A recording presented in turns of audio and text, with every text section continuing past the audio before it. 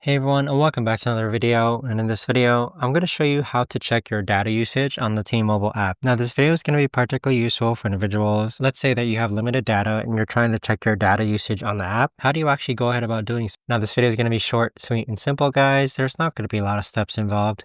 But in order to do this, what you're first going to do is log on to the T-Mobile app.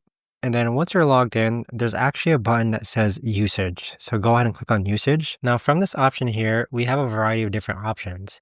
You could actually go ahead and change the device which you want to see the total data usage for, or you can change it based on the billing period. But for here, for example, you can see that I've used 7.2 gigabytes of data, where the maximum usage was 2 gigabytes on October 8th, and then the minimum usage was 46 megabytes on October 7th. But there you have it, guys. That right there is the best and easiest way that I know of to actually go ahead and check your data usage on the T-Mobile app. If you guys know of a better or easier way to actually do this, let me know in the comments down below. I would love to know. Thanks so much for watching, everyone, and I'll see you guys all in the next video.